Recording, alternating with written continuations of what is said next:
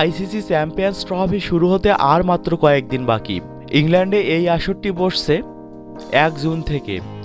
আসরে বাংলাদেশের সম্ভাবনা নিয়ে চুলচেরা বিশ্লেষণ শুরু হয়ে গেছে এরই মধ্যে। সম্প্রতি ওয়ানডে ক্রিকেটে দারুণ খেলা মাশরাফি সাকিবদের সম্ভাবনা নিয়ে আশার কথা শুনিয়েছেন মিস্টার ক্রিকেট খ্যাত অস্ট্রেলিয়ান সাবেক ক্রিকেটার মাইক হাসি। বাংলাদেশ সেমিফাইনালে খেললেও অবাক হবেন না বলে জানিয়েছেন তিনি। চ্যাম্পিয়ন্স ট্রফির এ গ্রুপে বাংলাদেশের সঙ্গে অস্ট্রেলিয়া, ইংল্যান্ড ও নিউজিল্যান্ড বেশ কঠিন গ্রুপেই বটে। আর এই দলগুলোকে টপকে বাংলাদেশ কিভাবে শেষ চারে খেলতে পারে তার ব্যাখ্যাও দিয়েছেন সাবেক অস্ট্রেলীয় এই ক্রিকেটার। ক্রিকেট অস্ট্রেলিয়ার ওয়েবসাইটে বাংলাদেশের সম্ভাবনা নিয়ে হাসি লিখেছেন, এটা ঠিক ইংলিশ কন্ডিশনে খেলাটা বাংলাদেশের জন্য চ্যালেঞ্জ হতে পারে। অবশ্য উপমহাদেশে সম্প্রতি তারা খুবই ভালো ক্রিকেট খেলেছে।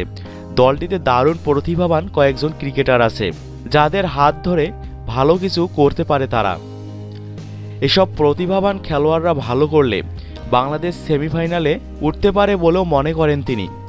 বাংলাদেশকে সেমিফাইনালে উঠতে হলে অবশ্যই অনেক ভালো ক্রিকেট খেলতে হবে, সেই সামর্থ্য তাদের আছেও।